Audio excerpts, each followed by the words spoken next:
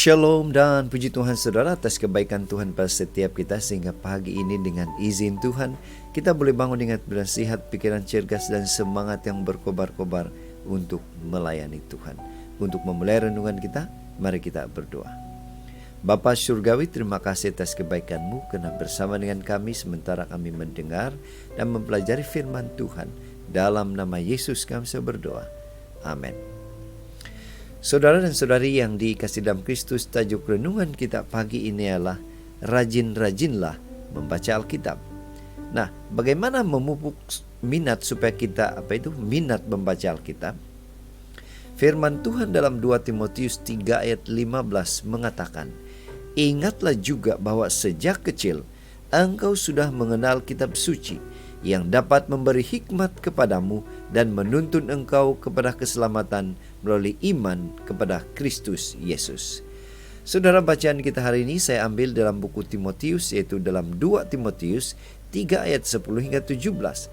Ini merupakan pesanan-pesanan terakhir Paulus kepada Timotius untuk terus bertumbuh dalam iman melalui pembacaan firman Tuhan. Sebuah ilustrasi. Pertengahan tahun 2016, hasil kajian UNESCO memaparkan betapa rendahnya minat membaca penduduk dunia, yaitu hanya 0,001%.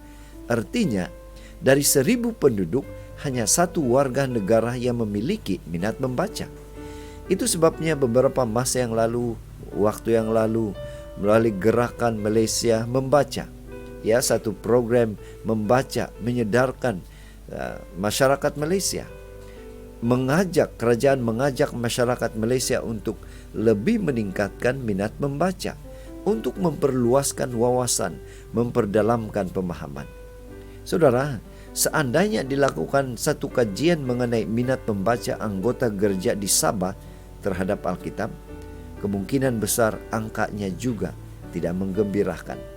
Itu sebabnya gereja kita menganjurkan program pembacaan Alkitab setiap tahun.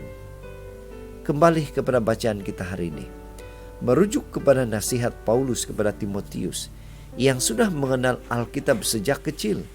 Pengenalan akan firman Tuhan boleh memberi hikmat dan menuntun kepada keselamatan, menuntun kepada Kristus. Paulus juga menegaskan bahwa firman Tuhan bermanfaat untuk mengajar, menyatakan kesalahan, memperbaiki kelakuan, dan mendidik orang dalam kebenaran. Dan menurut kitab Efesus, firman Tuhan juga disebut sebagai pedang rohani, suatu senjata rohani yang boleh dipakai untuk bertahan dan menyerang terhadap semua tipu muslihat iblis. Saudara, apa aplikasi untuk kita? Karena fakta menunjukkan bahwa kerugian besar bagi kita jika kita malas membaca. Apalagi jika kita malas membaca Alkitab. Jadi apa penyelesaiannya? Tidak ada cara lain. Terutama bagi kita yang belum terbiasa membaca Alkitab secara rutin. Hanya dengan cara memaksakan diri untuk mulai gemar membaca Alkitab. Saya yakin bila kita bawa itu dalam doa yang sungguh-sungguh, penuh penyerahan kepada Tuhan, Tuhan akan menolong kita membuang segala yang menjadi penghalang dalam pembacaan Alkitab kita. Itu sebabnya pada pagi ini saudara, mari kita ingatkan diri kita untuk terus konsisten dalam membaca Alkitab. Karena kita sadar itu akan menuntun kita kepada Yesus Kristus. Inilah doa dan harapan kita saudara. Mari kita datang kepada Tuhan. Dia pasti akan memberikan kita kekuatan, kemampuan untuk terus setia membaca firman Tuhan. Mari saudara, kita tetap setia, tetap semangat, tetap positif, tetap sehat bersama dengan Tuhan sampai Maranatha. Tuhan memberkati kita. Mari kita berdoa.